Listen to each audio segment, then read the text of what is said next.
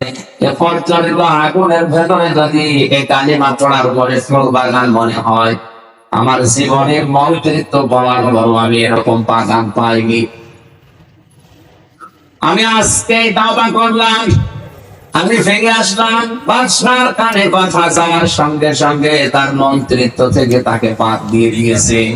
এত বড় কঠিন জিনিস হারানোর পরেও কিন্তু সে তাওবা ত্যাগ করেনি।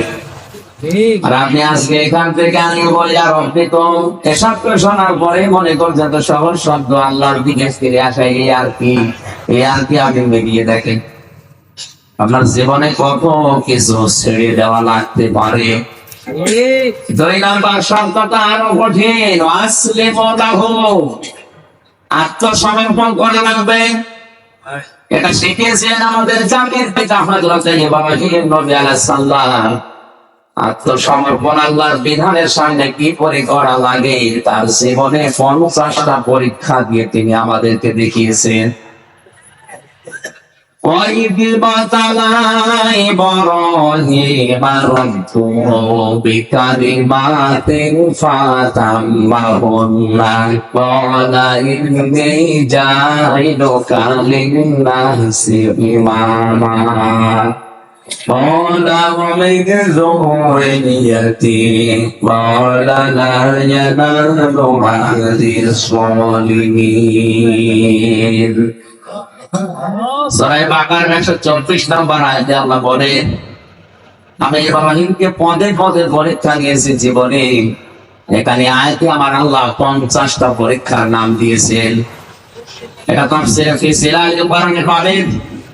প্রতিটি পরীক্ষায় হযরত ইব্রাহিম নবী উত্তীর্ণ হয়েছিলেন। তার ঈমানের যে পরীক্ষা ছিল, ঈমানের পরীক্ষা ছিল 10টা, আমলের পরীক্ষা ছিল 30টা, তার খাসলাত বা অভ্যাসের পরীক্ষা ছিল 10টা। এই 50টা পরীক্ষা পড়ার পরে আল্লাহ সাজিয়েছেন। আমি জেলখানায় 3টা বছর বসে বসে মাওলানা মামুনুর হকের সাথে আমি এই বিষয়গুলো শেয়ার করে সাবজেক্ট গুলো বানিয়েছিলাম। 50টা পরীক্ষা যদি তাফসীর আকারে একটা একটা করে বলা হয় 50 দিন লাগবে, এত কথা আছে। ঈমানের পরীক্ষা মহান আল্লাহ তাকে 10টা নিয়েছিলেন। আমাদের বিষয়ে কথা নাই, জন্য আমি শুধু ক্লাস দেই।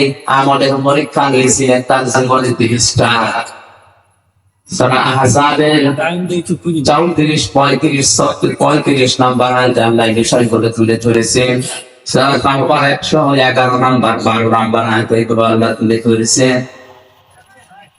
সূরা মুমিনুনের 1 থেকে 12 নাম্বার আয়াত পর্যন্ত আল্লাহ বিষয়গুলো তুলে ধরেছেন। 30টা পরীক্ষায় তিনি 30টাই পাস করেছিলেন। তার শরীরের ভেতরে স্বভাব সংক্রান্ত কিছু বিষয় আল্লাহ পরীক্ষা নিয়েছিলেন 10টা পরীক্ষায় তিনি উত্তীর্ণ। এই 50টা পরীক্ষায় পাস করার পরে আল্লাহ তাকে ঘোষণা দিয়ে জানিয়েছেন, তোমাকে আমি মানব জাতির জন্য নেতা ইমাম বানিয়ে দিলাম। হযরত ইব্রাহিম